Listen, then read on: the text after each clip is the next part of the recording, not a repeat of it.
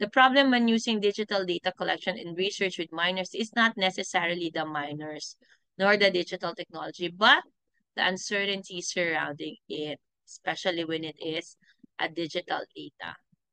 Conducting research with minors along with digital technology compounds uncertainty and increasing ethical scrutiny.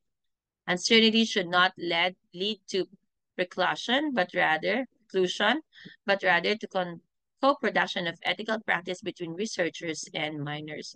So when we say co-production, it's a risk mitigation. It is not an antidote to risk, but an approach to working in tandem with minors to foster best ethical practice when using digital means to collect their data within a research context. So for observing behaviors that may result in risk of harm to participants or others. This could potentially involve collecting information about minors' online activity, like on social media, which may fall outside of a research study's objectives, but nonetheless be considered as illegal, amoral, immoral, or otherwise illicit. So you just have to focus on the data that you really need to gather. Okay, you don't need to investigate for example, the other behaviors that they're doing or the other things that they post on social media. So when you acquire or when you gather digital data from with minors, it's very important that your focus is on the need of the study. Okay. Next is private versus public conceptualizations of data generated with social media. Researchers educate and ensure that their participants understand the terms of service associated with the social media site being used for the research project, as it may lead to instances of public disclosure. So every time that you're going to ask or gather the digital data, you have to make sure that your participants are informed as well with the terms of service of the platform that you are going to use, especially those social media, right? Gatekeeping, the last one. Decision making needs to be understood as part of a discussion or dialogue between young people, parents or their guardians or caregivers, and the researchers.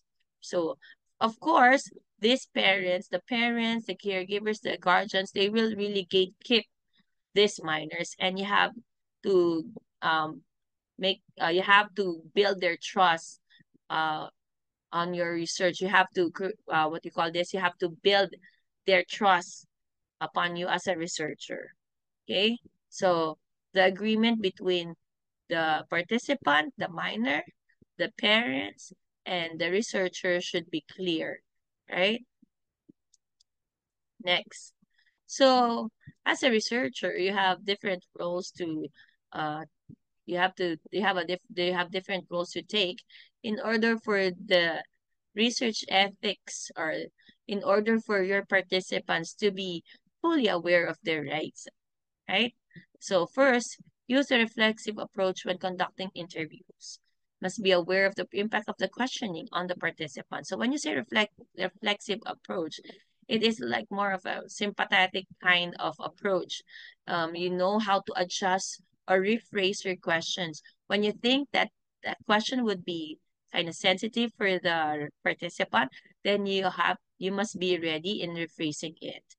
Next is a researcher must establish honest and open interactions. So you have to be honest and you have to be transparent with all the interactions or with all the questionings or the interviews that you're going to conduct. Next is must endeavor to minimize the possibility of intrusion into the autonomy of study participants by all means. Next is you have to specify in advance which data will be collected and how they are to be used. And last one, clarify that the research they carry out will benefit, for example, it will benefit science and can contribute to the improvement of health policy, or it will benefit the academe or the education and can contribute to the improvement of a school policy or improvement of a curriculum. So you have to inform the participant and assure them that the data that you are going to gather it will not benefit you, the researcher, but the study. the focus is not on the participant, but on the objective of your study. Okay. So that's it. Thank you very much. Now for discussion questions. First, cite another scenario similar to the given cases, cases 1 to 3 that I presented to you, and provide ethical principles that must be observed. Next question is, how can researchers recognize and address their own biases during collection and analysis? Sometimes we couldn't help as researchers to be biased, but really have to be careful when interpreting or when analyzing the collected data, and make sure that there's no any biases that will be observed. Okay. Next is, what ethical dilemmas might arise when interpreting and analyzing qualitative data. Okay, this is data. Thank you very much, everyone. Let me share to you my references.